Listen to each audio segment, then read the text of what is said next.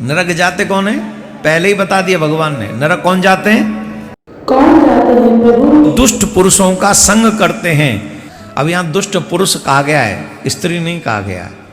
पर यह न समझा जाए कि दुष्ट स्त्रियां नहीं होती या दुष्ट पुरुष नहीं होते। दुष्ट पुरुष का मतलब है जीवात्मा, चाहे वो स्त्री के शरीर में हो चाहे वो पुरुष के शरीर में हो। और श्रेष्ठ शास्त्र वेद पुराण की आज्ञाओं से सदा विमुख रहते हैं। शॉर्ट में समझा दें इस बात को, जो बुरे लोगों का हमेशा संग करते हैं और सत्संग से हमेशा बचे रहते हैं।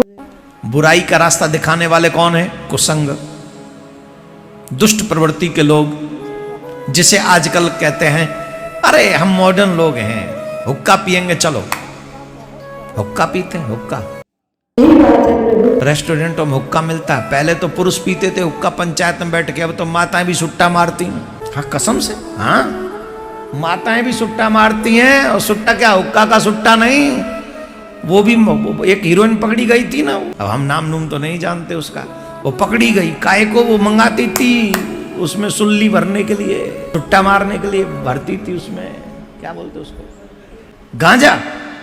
हाँ गांजा भरवा के पीती थी। बताओ कौन?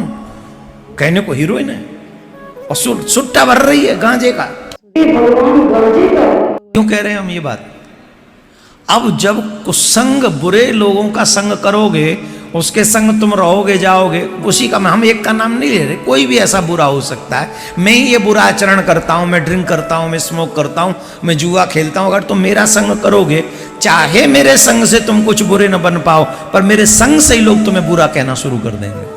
बिल्कुल सही कह रहे हैं प्रभु। बहुत सावधानी इस बात की है, जो बुरे आचरण करने वाले स्त्री पुरुष हैं उनका भी संग हम न करें, न हम करें, न हमारे बच्चों को करने दें। बात है गुरुजी। अगर चाहते हैं कि हम हमारे उस यमपुरी से बच जाएं तो ये जिम्मेदारी आपकी है। अगर आप चाहते हैं आपके बच्चे बच जाएं तो ये जिम्मेदारी आपकी है और आपको निभानी चाहिए। अगर आप नहीं चाहते तो as you wish, whatever you want to do, it's your life. जो करना चाहे आप करें। बात समझ गए? जो लोग कुसंग में पड़े रहते हैं, कुसंग में रहते हैं, वही लोग जाते हैं जो शास्त्रों का, वेदों का, पुराणों का कभी संग नहीं करते, अच्छे लोगों का संग नहीं करते, वही भटकते हैं और वही यमपुरी के मार्ग को जाना उनको पड़ता है। हे गरुण, अपने आप को माननीय समझकर अकड़ते हैं। भगवान बता रहे हैं किस किस को नरक जाना पड़ता है, सीख लो, समझ लो। हम भी जानना चाहेंगे। ने थोड़ा पद दे दिया, भगवान ने थोड़ा धन दे दिया, भगवान ने थोड़ा सा ज्ञान दे दिया, हम जैसे बना दिया प्रवचन करने वाला, और 4 लोगों ने आके हमारे आगे हाथ जोड़ दिया तो बस अकड़ जाते हैं। फिर बड़ों को इग्नोर करना शुरू कर देते हैं। अकड़ गए, किस लिए? गले में माला ज्यादा पड़ गई, 4 लोग ज्यादा एक्स्ट्रा हाथ जोड़ने वाले में लगे, झट थोड़े उछल गए, माननीय समझने लग गए, हम जहां जाएंगे वही सब अच्छा हो जाएगा। एक बहुत पुराना एक्टर था, उसने एक शेर बोला था, ये भी एक दौर है वो भी एक दौर था। हाँ, जहां मैं आज हूं वहां कल कोई और था, जहां मैं आज हूं वहां कल कोई और था, ये भी एक दौर है वो भी एक दौर था।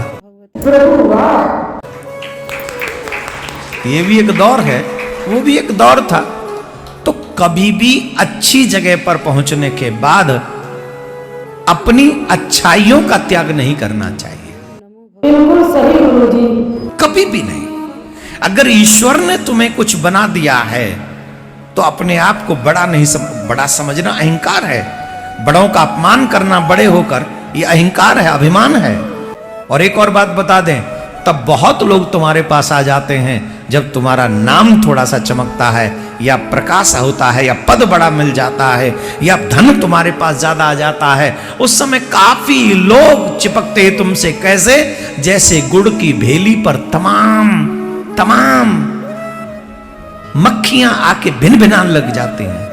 बिल्कुल सही कह रहे हैं, ना पहचानने वाले भी पहचानने लगते हैं। पर जब कोई काला कंबल ओढ़कर मधुमक्खी के छत्ते पर एक हाथ में लकड़ी लेके, जलती हुई लकड़ी लेकर पहुंचता है तो सारी मधुमक्खियां वहां से भाग जाती हैं प्राण बचाने के लिए।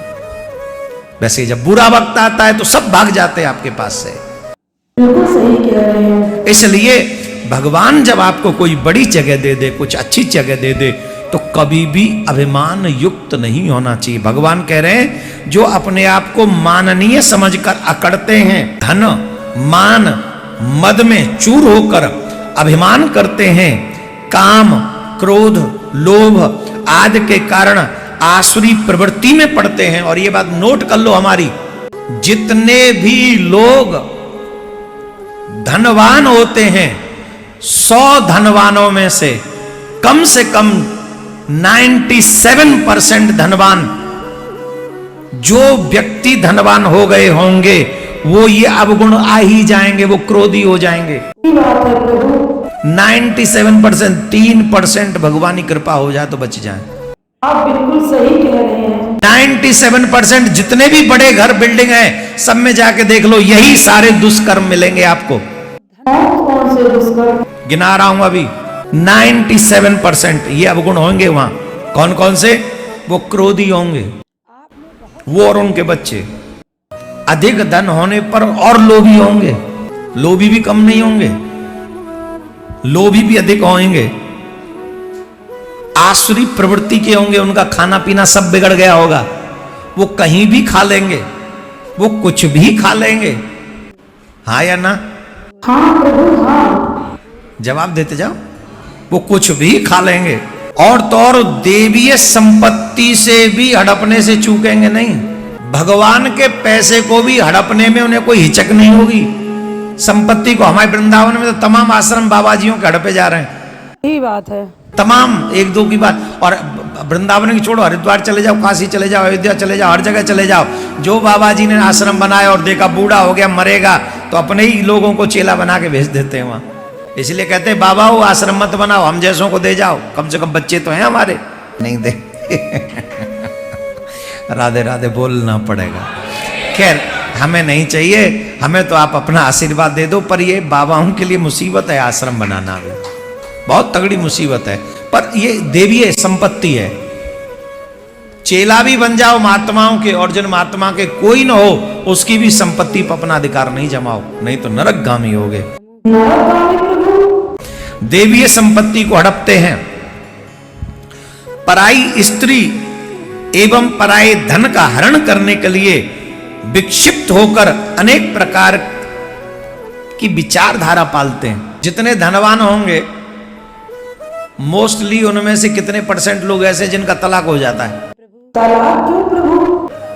तलाक किस लिए हो जाता है? क्योंकि पति पत्नी और वो तीसरा इन्वॉल्व हो जाता है, और तीसरा इन्वॉल्व हो जाता है तो पत्नी कहती है निकर कर्म हुए यहां से, बिल्कुल सही बात है। तलाक हो जाता है। धन के आने पर मदिरा का सेवन, मांस का सेवन, जुआ का, पार्टी का, स्त्रियों का, ये सब बुराइयां उस परिवार में आ जाती हैं जहां धन अलग तरीके से, मतलब बेईमानी तरीके से कमाया गया हो। और बहुत धनवान होने पर भी वो मनुष्य, मैं नहीं कह रहा हूं, नारायण भगवान कह रहे हैं केस करना हो तो नारायण भगवान पे करना। हम तो भैया कथावाचक हैं बस। अगर किसी का मन करे कि पैसे वालों का अपमान कर रहे हैं तो हम नहीं कर रहे हैं, गरुण पुराण कर रहे हैं। और एक और बात समझ लो, तुम आई सु पूछो क्या प्रभु क्या? या तुम मानो या मत मानो, झेलना वहां तुम्ही को पड़ेगा। या नहीं मानो, हमारी बात इग्नोर भी कर दो तो वहां हम थोड़ी जाएंगे झेलने, तुम्ही को जाना पड़ेगा, भोगना पड़ेगा। आप बिल्कुल सही कह रहे हैं प्रभु। आपने बहुत सी अच्छी बातें बताई प्रभु, मैं इन बातों का ध्यान रखूंगी। आपका बहुत